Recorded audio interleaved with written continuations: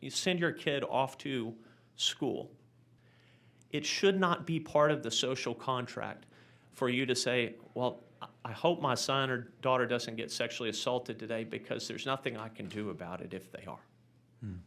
I don't think that's what we bargained for as a state. Improper student-teacher relationship is not the right way to put it. This is child abuse.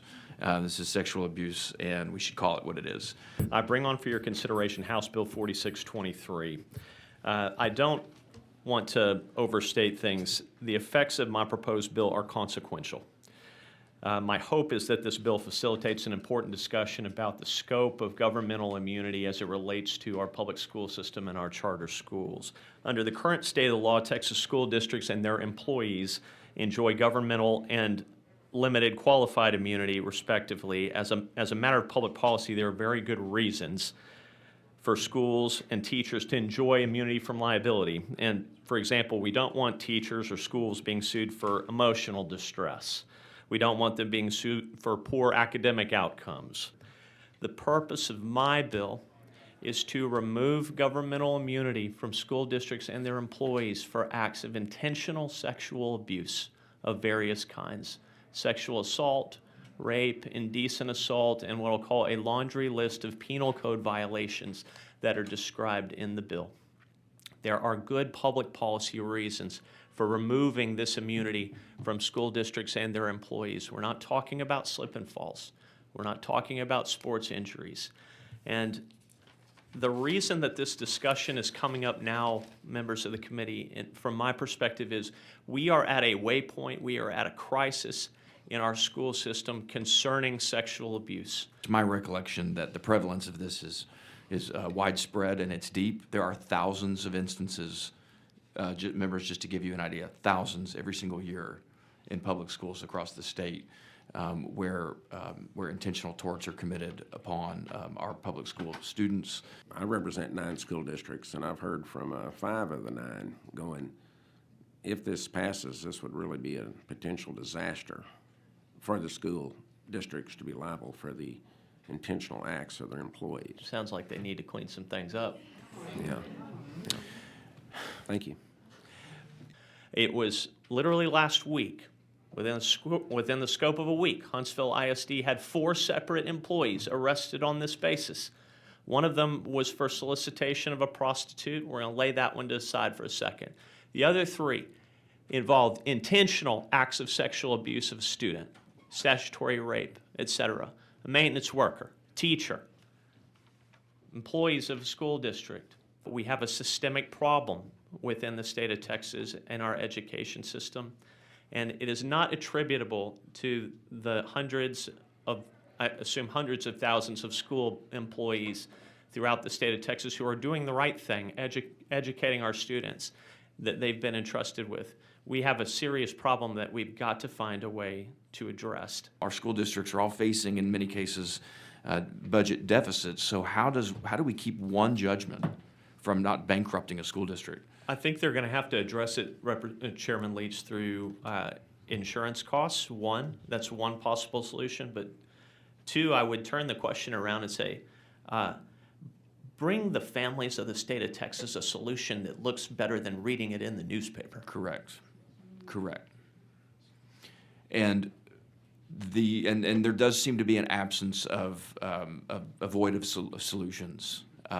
It seems to me like, and again, I'm not casting aspersions on any of these groups, but the current status and stature and posture of many of them is just to kind of throw their hands up in the air and say, we're trying to deal with it on a case-by-case basis, but in terms of a policy solution and how we prevent this going forward, there doesn't really seem to be an answer. Even one case is completely unacceptable, and it's something we shouldn't tolerate in the schools that we run and fund. My concern is whether we have the right defendant.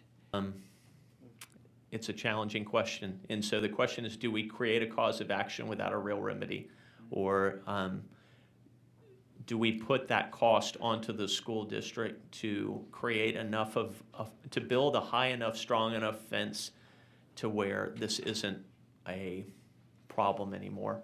And again, I think just sort of hitting the taxpayers, to me, doesn't seem like that's going to, because the taxpayers can't then go, okay, I'm going to make you stop, I'm firing the coach. If a teacher sexually abuses a student, that teacher, the only recourse, the only justice is through the criminal justice system, correct? The only justice whatsoever is if the local prosecutor decides to prosecute that educator. And I'm going to tell you, as we know, that many of these cases end up, nothing really happens other than that educator kind of quietly going away, getting out of the teaching profession. But our local district attorneys prosecute the ones they can prosecute, but they can't prosecute all of them. That's right. So in many cases, there is no justice served whatsoever, much less compensation for the victim. It's very concerning.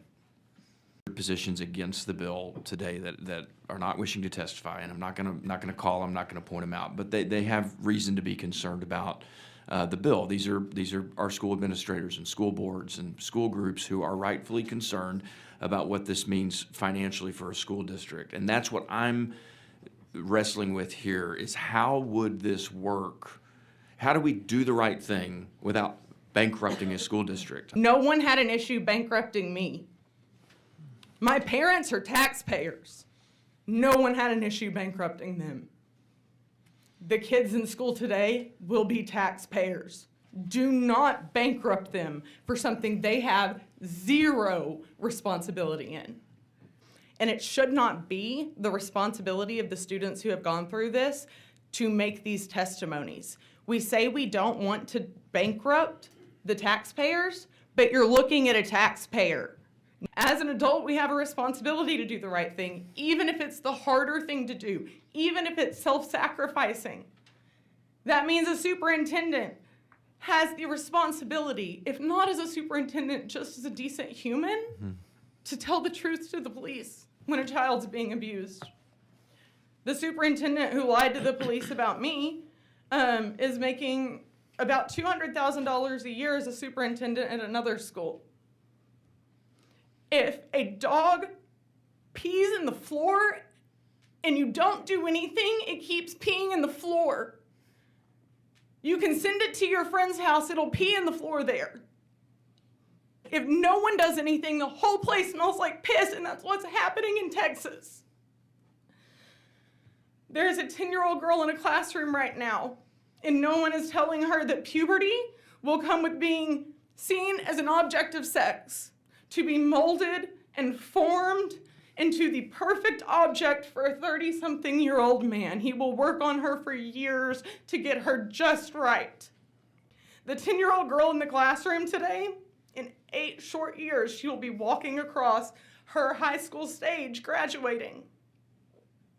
And she will be a taxpayer. And hopefully, she will be a doctor or a lawyer or a teacher. That's what we all hope. But she might not be. She might be just a waitress. She might be a, thank you. She might be a, she might be working in a call center and vomiting in the bathroom trying to hide her anxiety attacks like I was, because I didn't know how to get help. I didn't know what was happening. That 10-year-old girl will graduate and she might just have a job. She might be working a very necessary job that just doesn't make the ends meet enough for her to get the help she deserves. She needs to invest thousands of dollars into herself.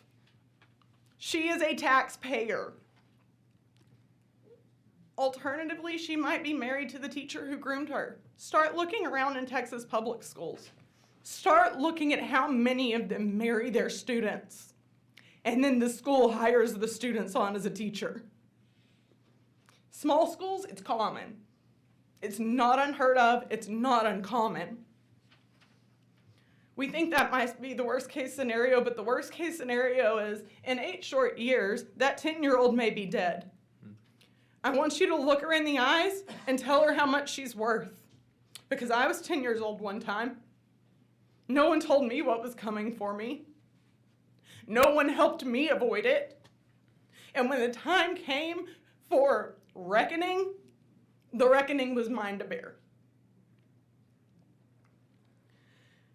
If I had been a better planner, I would have been rotting in the ground for 14 years now. I would have been rotting in the ground as a baby.